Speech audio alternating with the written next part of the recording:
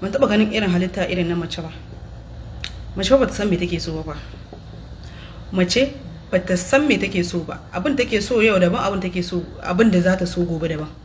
Abin da yau zai kona mata rai yau daban, abin da gobe za ka yi irin shi kuma ya faranta mata rai. Ita da kanta ba ta san alƙiblanta ba. Abin da kake ganin zai faranta mata ba shi zai faranta mata ba. Abin da kake ganin zai bakanta mata ba shi zai bakanta mata ba. Mace fa duk jin daɗin da take da shi tare da mijinta ya wadata da komai, ya mata komai, to sai ta nemi wani tashin hankali. Ita ba ta son kwanciyar hankali. Mace daɗi in ya mata yawa tashin hankali take bukata. Ita ai ba ta son kwanciyar hankali ne gaba ɗaya. Da ina tashin hankali yake to sun yi signing tare suke tafiya. Ba ta son jin daɗi. Sai sa ake ma mata kirari da wai daɗi baya ajiye su wuya kuma baya sa su tafi. Haka mata suke. Mace ne fa zaka ga cewa namiji ne a tarihin namiji, in dai namijin gaske ne, ban taba ganin cewa namiji wai ya manta alkhairi ba. Ba wani namijin gaske in dai ka cika cikakken namijin gaske da yake manta alkhairin da mace ta mishi ko kuma alkhairi da aka mishi a rayuwa.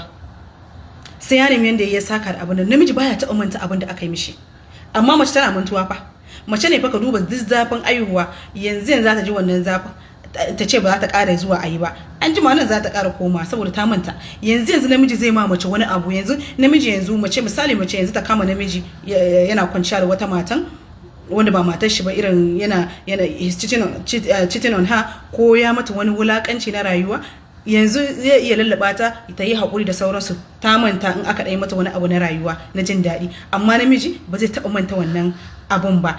Amma kuma a wurin amana da sauransu namiji baya taɓa manta abin da aka yi mishi. Mace kuma tana mantawa saboda me, haka kwakwalwanta yake, haka rayuwanta yake. Za ta iya mantawa. A cikin kashi 70 kashi 30 ne matan da ba za su taɓa iya manta ka tabbata ka taimaka musu a rayuwa ba, ka kula da su a rayuwa. Sai sa never risk yourself.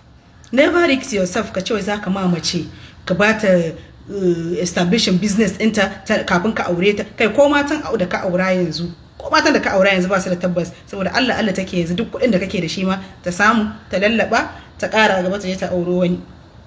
Balantana wanda bata ma shago ba. Don't ever risk yourself. In dai ba wai ka tabbata cewa miya filmiya yani 100 by 100 cewa yes wannan she worth it ba.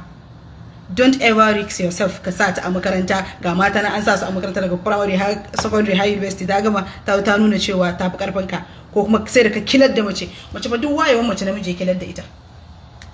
Duk wayewan mace namiji ne ya kilar da ita, walau da kuɗin shi, walau da experience na rayuwa, walau da gungewa, da namiji ya sa su a hanya. Amma sai kaga sun zo sun nuna kai ba kama isa ba da su ba, sun ma ba karfin ka a lokacin kai obure da mace, lokacin kai nuna ta fi karfin ka, lokacin kai showing ɗinta wai lokacin kai nuna ta fi karfin ka.